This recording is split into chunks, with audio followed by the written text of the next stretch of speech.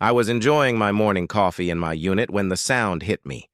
A harsh, scraping noise that cut through the quiet Saturday morning like a blade. The noise wasn't mechanical in nature. It carried malice.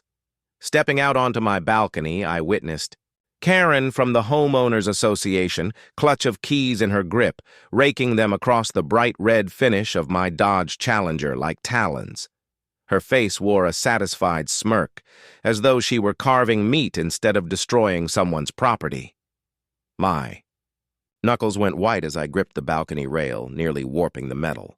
That vehicle represented more than just my favorite possession.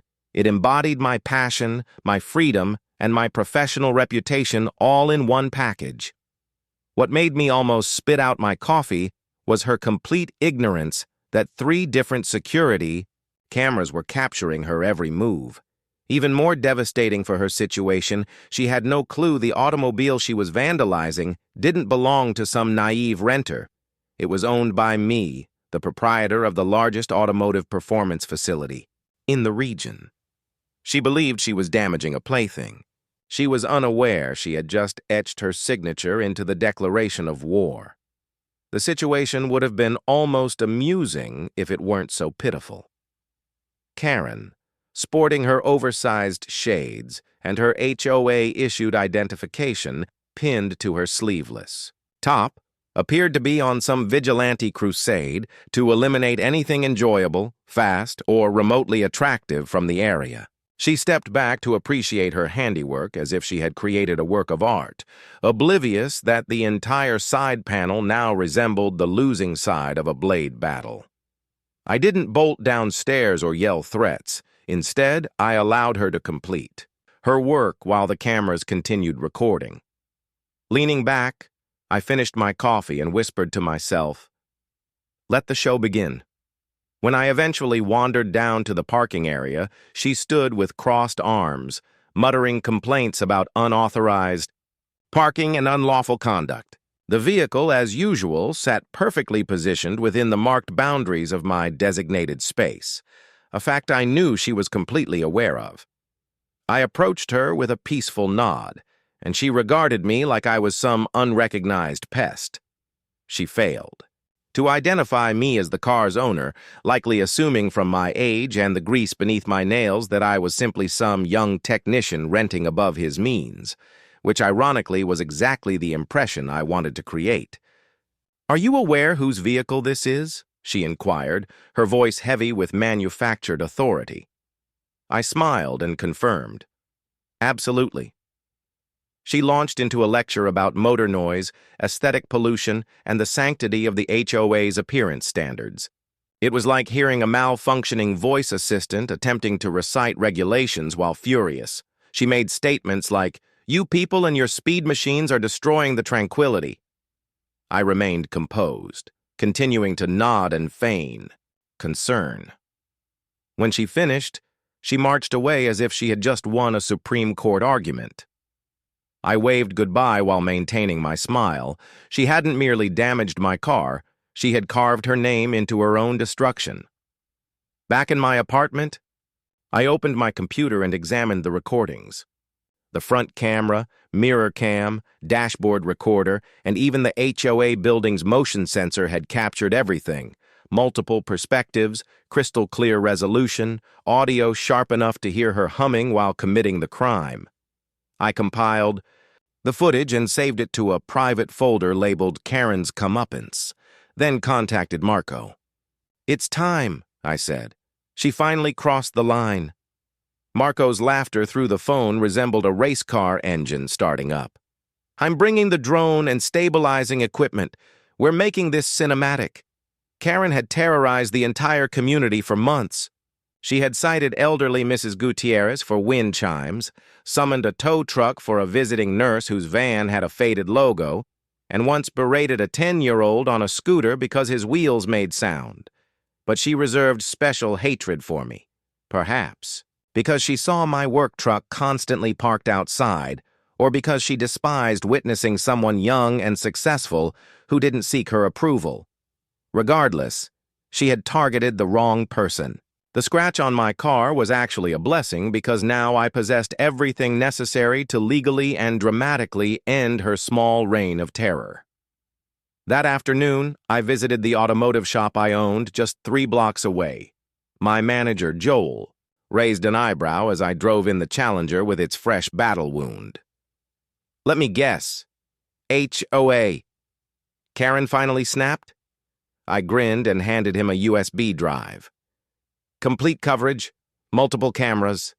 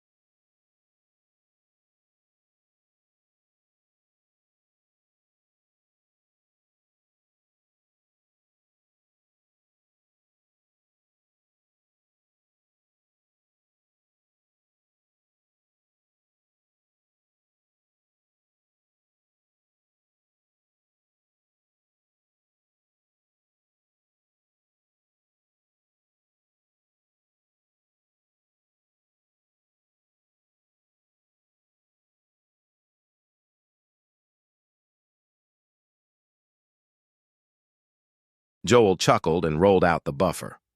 Want me to repair it now? I shook my head. Not yet. Let her see it. Let her admire it daily. This is theatrical warfare. Joel just whistled and muttered, "You're wicked," under his breath. I took it as praise. As evening approached, I texted Lucy, my friend who worked as a legal assistant and part-time troublemaker. After explaining everything, she didn't just offer legal counsel, she offered flair. "Let's turn the HOA charter against her," she said. "I bet she hasn't read a single regulation." I laughed. She hadn't. She just quoted random phrases like visual harmony and neighborhood standards as if they were magic spells. Lucy was going to tear through that charter like a game show attorney. The following morning, I walked past Karen while she was screaming at the mail carrier about improperly folded letters. She noticed the scratch and smirked, probably feeling proud of herself. I smirked back.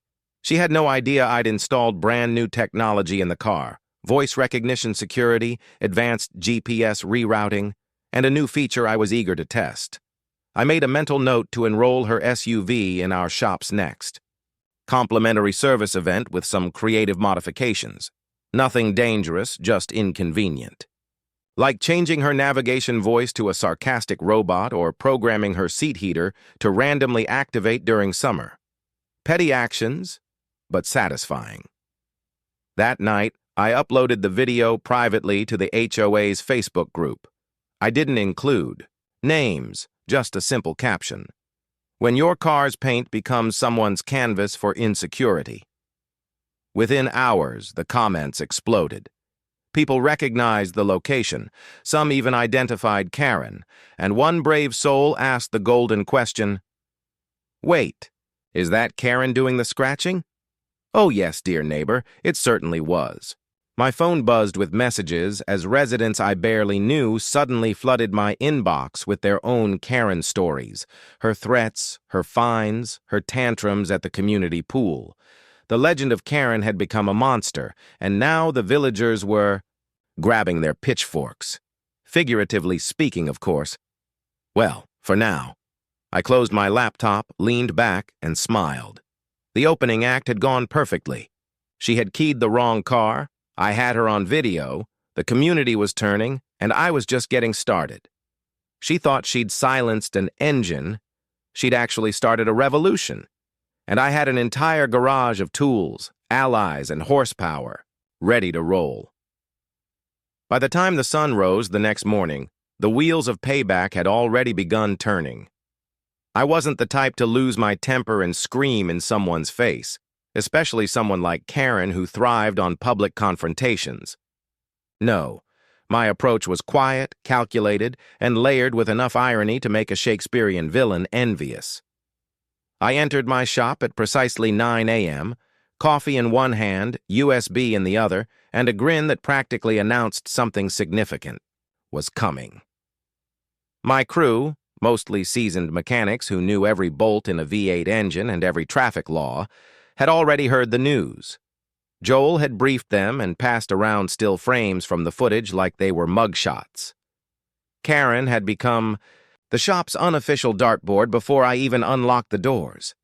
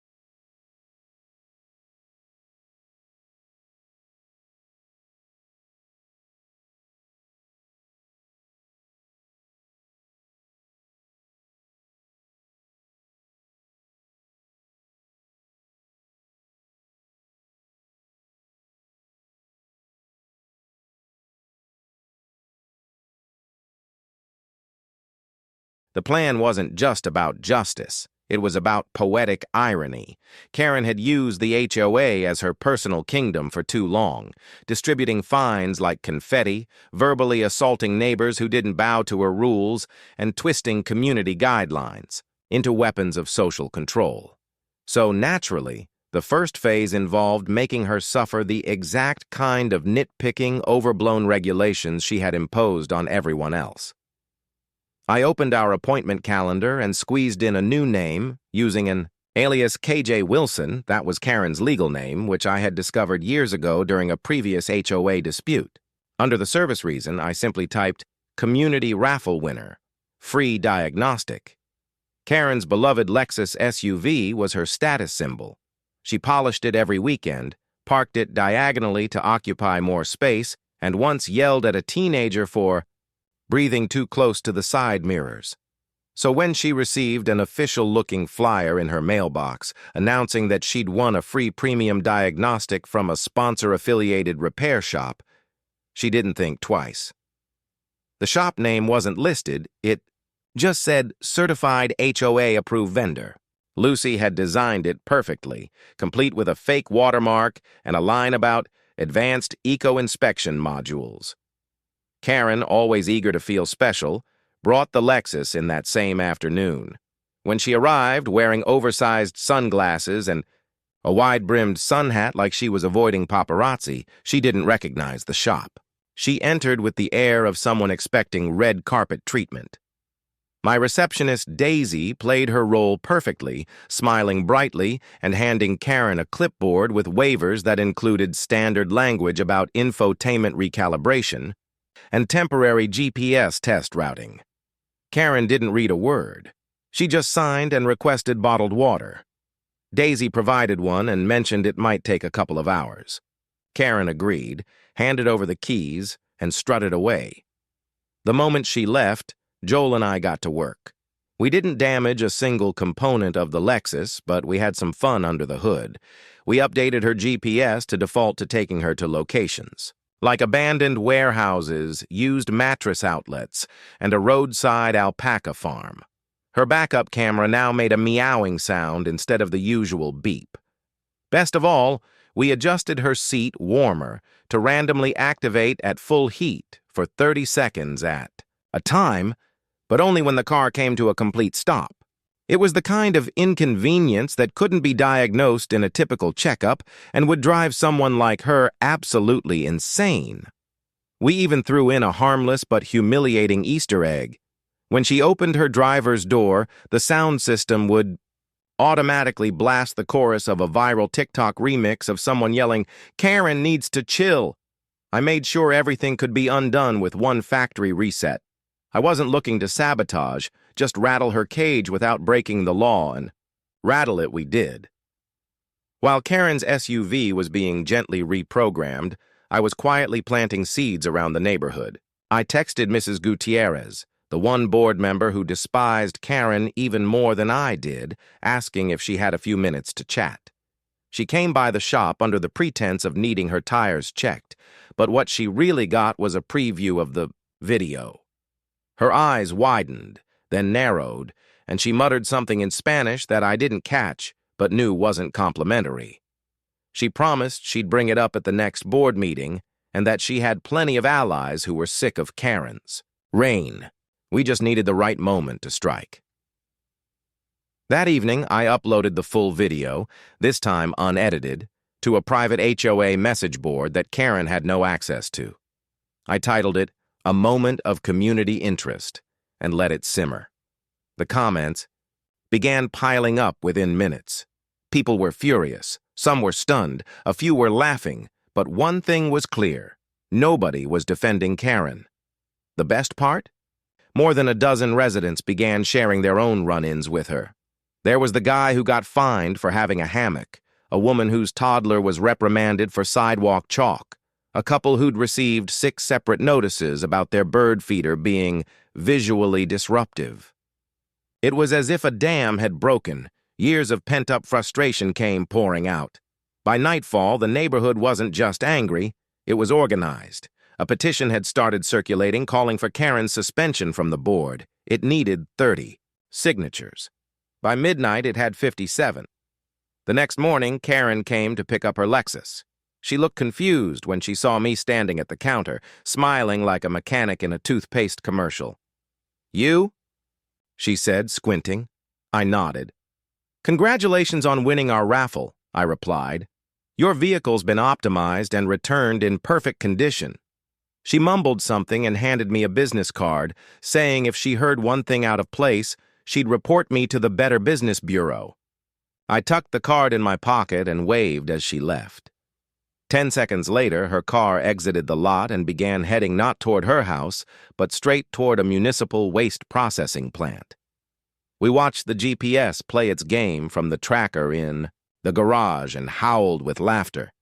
Later that day, I caught her screaming at a poor gas station clerk because the pump screen displayed a Spanish message she couldn't understand. She was red-faced and flailing her arms.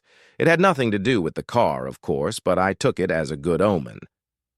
Meanwhile, Marco was editing together a sleek montage of the keying footage with cinematic music and side-by-side before and after, shots of the car damage. He added slow-motion replays and zoom-ins on Karen's face as she committed the deed. It wasn't just evidence, it was art. We weren't going to release it publicly just yet, not until we saw what the HOA did. But the clip was ready, and its thumbnail alone would go viral. As night settled, I sat on my apartment balcony and looked out over the neighborhood. Everything seemed quiet, but under the surface, the whole place buzzed with energy. Karen had poked the wrong bear, and the bear had friends, footage, and a full-service repair facility at his command. She thought she could scratch her way into control. She had no idea she'd just triggered the kind of precision-engineered, community-fueled revenge campaign that would make her wish she'd stuck to wind chimes and parking notices. The gears had turned, and they weren't stopping now. 3 days later, the community gathered for what was supposed to be a routine HOA meeting. Karen, dressed in a blazer far too formal for the folding chairs in the community hall, were filled with more residents than usual. People who hadn't shown up in months were now sitting on the edges of their seats, whispering and watching. Some gave me knowing nods when I walked in. A few even gave thumbs up. I sat in the back, deliberately quiet, letting the energy of the room swirl around me. Karen stood at the front, tapping the microphone like she was preparing to deliver a State of the Union address. She opened with her usual ramble about neighborhood, safety, how certain elements were endangering the community, and how vehicle aesthetics were now up for policy review. And then, with the most audacious nerve I had ever seen, she said my car had become a visual blight and would be considered in violation of the new community harmony guidelines she had drafted. People started shifting in their seats. Some chuckled. One guy coughed and said, "Yeah, right," under his breath. But Karen didn't flinch. She was too far up in her tower of delusion to see the cracks forming beneath her. She went on about decals, engine volume, and the risk of setting poor examples for children. That was the trigger. Lucy, who had positioned herself near the front, raised her hand and interrupted with the calm authority of someone who had practiced this moment in the mirror. "I think before we discuss new policies, we should address the recent incident involving property damage," she said. Karen stiffened. "What incident?" she asked, already defensive. Lucy didn't reply. Instead, she pulled out her laptop, connected it to the projector, and hit play. The room went dark for a second, then lit up with high-definition footage of Karen casually dragging her keys across my car's door, humming as she did it. The silence that followed was absolute. No gasps, no screams, just stunned stillness. Then, the clip repeated from a second angle and a third. Every time, Karen's face was unmistakable, her body language undeniable, her intent crystal clear. Karen tried to speak, but Lucy raised a finger and said, "Not yet." She then switched to a still frame, a freeze of Karen mid-scratch, and read from the HOA bylaws. According to Section 12.3, vandalism of resident property by a board member constitutes grounds for immediate suspension pending investigation. Karen, began sputtering about fake videos, deep fakes, and neighbor conspiracies, but it was all falling apart. The crowd wasn't buying it, and then, to truly hammer the nail in, I stood up and walked to the front. Without a word, I pulled out a USB drive and plugged it into the side of the laptop. On screen appeared raw dash cam footage from my car showing Karen's reflection as she keyed it, her face, her voice, everything captured from yet another angle, and the audio was crystal clear. She'd said, in her own words, "Let's see how he likes it when his toy gets a little scratch." The silence returned. But this time it was different. It wasn't shock, it was realization. Karen turned to the board members with wild eyes. "This is a setup!" she shrieked. "This is harassment!" But Mrs. Gutierrez stood up next and said, "I've lived here 15 years. I've had enough of her garbage. Motion to suspend Karen from the board immediately." The room erupted in applause. Someone shouted, "Seconded!" A vote was called on the spot. Out of the 32 residents present, 30 voted in favor, 1 abstained. Karen voted against, obviously, and then demanded to speak again. She stepped forward, eyes twitching, voice rising, and went on a tirade about how I had provoked her for months, how I parked with arrogance, how I had manipulated the neighborhood against her. She spun an epic tale of victimhood that made almost no sense and only succeeded in making her look more unstable. She even claimed the car had been deliberately parked to tempt her into an outburst. I just stood there, arms folded, letting her self-destruct. As she ranted, a man stood up near the back and quietly announced he was from the mayor's office and had been sent in response to complaints about HOA misconduct. Karen froze. Her mouth dropped open, and she looked like someone had pulled the plug on her brain. He calmly handed the board a letter indicating that due to multiple reports of abuse, the HOA was under temporary administrative review. Karen's voice cracked as she tried to protest. She was escorted out, not by security, but by the sheer force of humiliation. After she left, the room didn't return to normal. It lit up. People clapped. Some cheered. I was swarmed with thanks, handshakes, and half-hugs from people I barely knew. Lucy high-fived me and whispered, "Wait until she sees the new decals I ordered."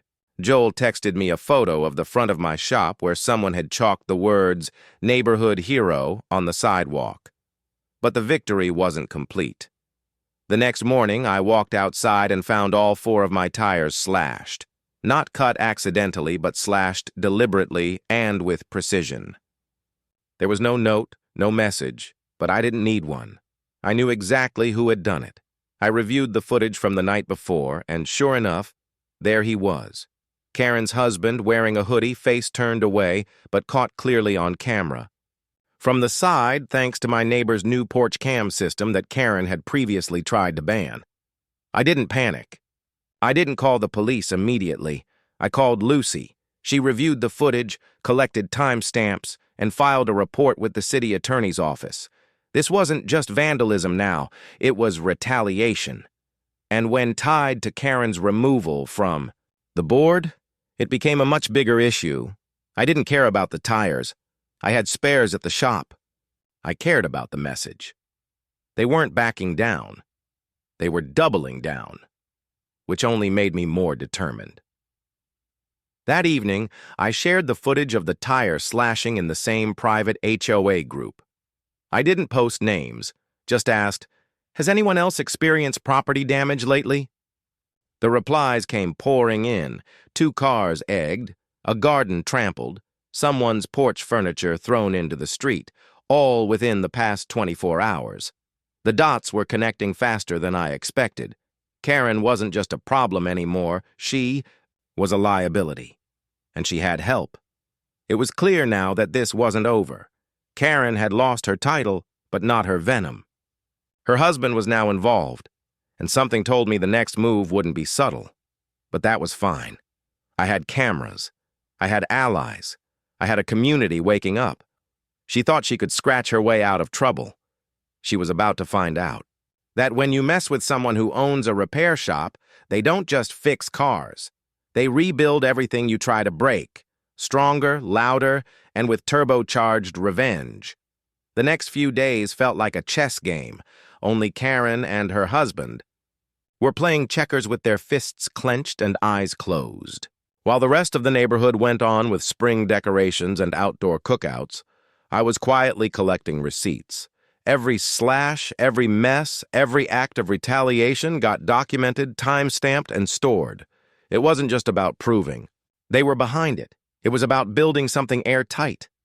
Karen wanted a war, and I was happy to fight it. But not in the street. In court, on the record, with every word and frame of evidence playing in my favor like a well-oiled machine. Lucy had taken it upon herself to dig into Karen's HOA track record. What she found made my jaw clench. Karen had issued over 90 citations in her 3-year run on the board, more than any other member combined. She had fined elderly residents for chipped paint, penalized families for sidewalk chalk art, and even tried to evict a veteran who kept a flagpole that was 2 inches taller than allowed. She was a tyrant with a clipboard, but now, stripped of her title, she was more dangerous than ever. And it was clear she wasn't going to fade into the background quietly. I returned to my shop one morning and found someone had poured a sticky, syrup-like substance into the keyhole of our service bay door. Not enough to shut us down, but enough to be annoying. Fortunately, I had already installed a motion-activated camera disguised as an overhead sensor. I checked the feed and, sure enough, there was Karen's husband again. This time looking directly into the camera while struggling to pry the door open. His genius-level disguise consisted of a backward ball cap and sunglasses at night. It was almost pathetic, but I wasn't laughing. This was now the 3rd confirmed act of property damage in as many days, and we weren't the only ones affected. My neighbor's fence had been kicked in. Another resident reported sugar in her gas tank. It was escalating, so I called in a favor. So I decided to host something different. I called it Community Car Day. We put up flyers, offered free diagnostics for any neighbor who had dealt with Karen's wrath, and threw in bonus services like anti-keying wrap and basic engine scans. The turnout was insane. Cars lined up down the block. Some people brought donuts. Others brought their own Karen stories. It turned into a sort of neighborhood therapy session with wrenches and motor oil. One couple had a story about how Karen had demanded they repaint their front door 3 times in 1 month because the color was too energizing. A teenage boy told us she had once confiscated his skateboard and threatened to throw it in the lake. A single mom explained how she was fined for having her laundry line visible for more than 6 hours, and all of them walked away that day with their cars running better and protected by a clear, durable, key-resistant film that I had developed with one of my suppliers. It was free for every resident who came. My crew worked overtime, not for pay, but out of solidarity. Everyone wanted to be part of it. And Karen? She watched from her window as a line of grateful neighbors laughed and smiled and bonded right in front of her house. That night, as I was closing up shop, I got the call.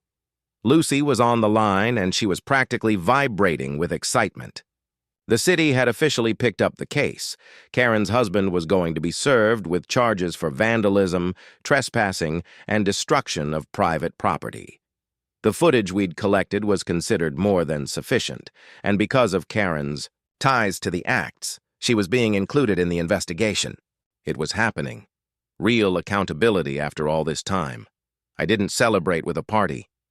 I celebrated with silence. I sat on the hood of my Challenger, now restored and gleaming under the garage lights, and just breathed. It wasn't over, but it was turning, and I knew Karen wouldn't go quietly. She'd already proven she'd rather scorch the whole street than admit defeat. But this wasn't just about revenge anymore. It was about restoring the soul of a neighborhood that had been held hostage by one woman's insecurities and control issues. And then, as if scripted by the universe, I saw it. Karen's Lexus SUV rolled into the lot right around 10 p.m.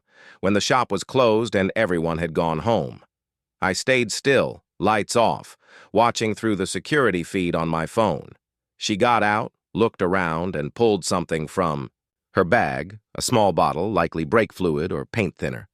But as she approached the car, sprinklers popped up from the landscaping and doused her completely. She screamed, stumbled back, and dropped the bottle.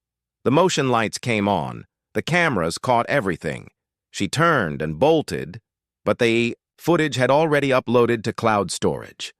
The next morning, I filed the final piece of the puzzle. Along with the footage, the witness statements, and the complaint history, I handed over a full dossier to the city attorney's office. It included a timeline, maps, and annotations from every interaction Karen had ever had with me and several other neighbors. It was surgical, detailed, and unimpeachable. Lucy looked at it and said, "If I didn't know you, I'd think you were the one with a law degree." But Karen wasn't done yet. That afternoon, I received a cease and desist letter from a lawyer she'd hired, claiming emotional distress, public defamation, and harassment. It was a joke. The letter had typos, it referred to me as Mr. Troy Jackson, and even cited bylaws from a completely different HOA. Lucy laughed so hard she dropped her coffee. We filed a countersuit for defamation and malicious prosecution. Word got around. The local news picked it up. The article went viral, complete with screenshots of the vandalism footage, quotes from multiple residents, and a perfectly framed shot of Karen's expression mid-scratch. It was brutal, but it was honest. The court. Dates were set, the community was watching, and Karen, once the undisputed dictator of the HOA, was now a pariah in her own kingdom. She had picked the wrong car, the wrong guy, and definitely the wrong neighborhood.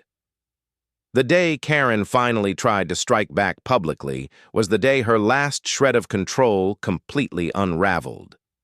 I was at the shop going over some custom upgrades with a client when my phone buzzed with a dozen notifications at once.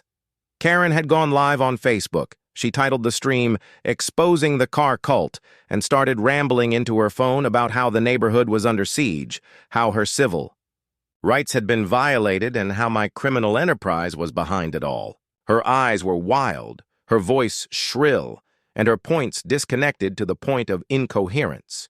She claimed her SUV had been hacked, that her seat warmer was trying to burn her alive, and that she'd been digitally tortured by malicious GPS, routes that sent her to abandoned ice cream factories and goat farms.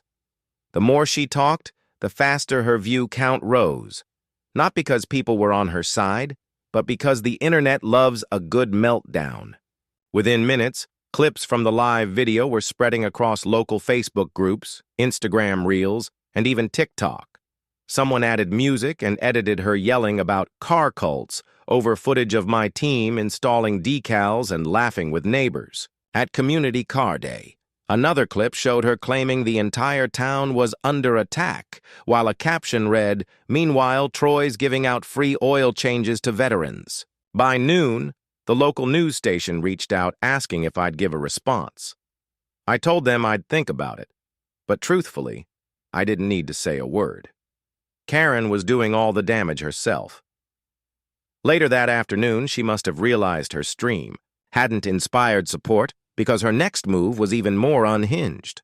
She called a tow truck, not just any truck, but the one she'd used before to illegally haul a teenager's dirt bike away from the cul-de-sac.